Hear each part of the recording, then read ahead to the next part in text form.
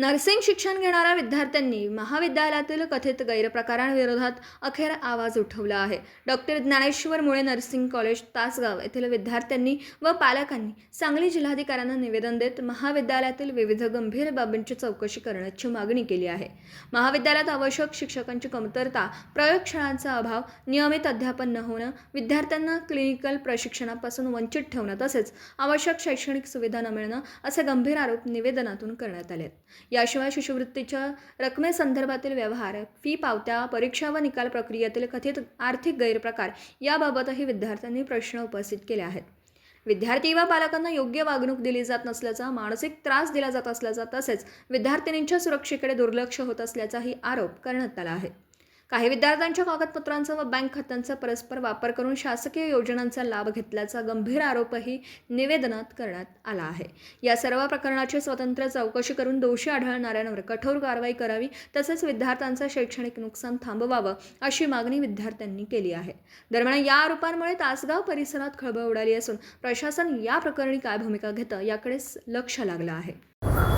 नमस्कार, माझे नाव क्षितिजा दिलीप कांबळे. मी डॉक्टर ज्ञानेश्वर मुळे नर्सिंग कॉलेज ऑफ तासगाव ह्या कॉलेजमध्ये शिकत आहे.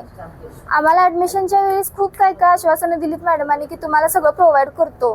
कॉलेजची फी आहे 55,000 तरी आमच्याकडून 80,000 घेतली जाते. आमच्या कॉलेजला लॅब नाही, कोणत्या सोयीसुविधा नाहीत. प्रॅक्टिकलला हॉस्पिटल 8-8 तासाची ड्युटी लावतात, त्याचं पेमेंट मॅडम स्वतः घेतात.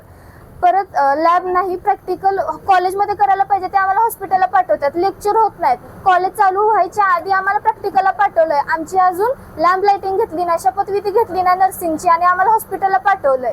पालकांना घेऊन गेलो आम्ही, पहिलाच आमचे सगळे प्रॉब्लेम सांगायला गेलो तर तिथं कोण प्रिन्सिपल नाही. पालकांना घेऊन गेलो तर डायरेक्ट पालकांची लायकी काढतात.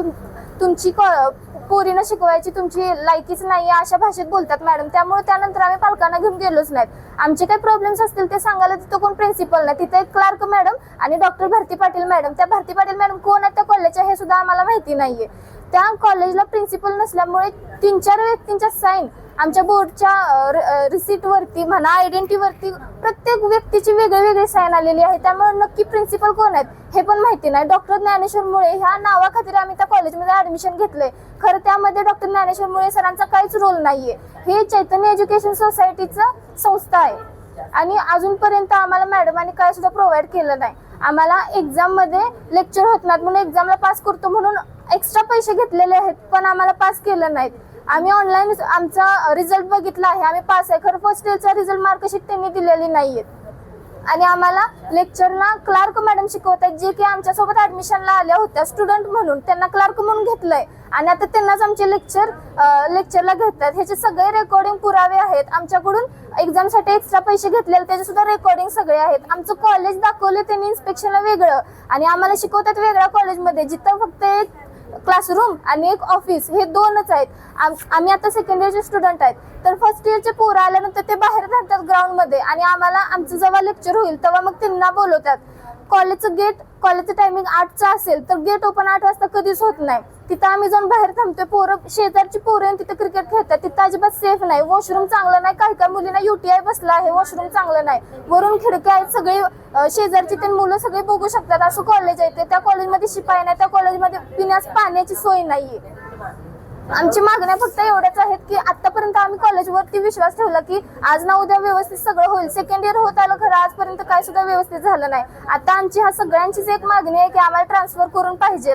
कॉलेजच नको आहे आम्हाला. ते आम्ही स्टुडंट सुद्धा आणि आमचे पॅरेंट्स सुद्धा त्या कॉलेजवरती आता भरती मान्यावरती विश्वास ठेवू शकत नाही. आम्हाला ट्रान्सफर लेटर पाहिजे. आम्ही दुसऱ्या कॉलेजला ट्रान्सफर करणार आहे. 3rd साठी आम्ही आज कलेक्टर ऑफिसला निवेदन देण्यासाठी आलो आहोत.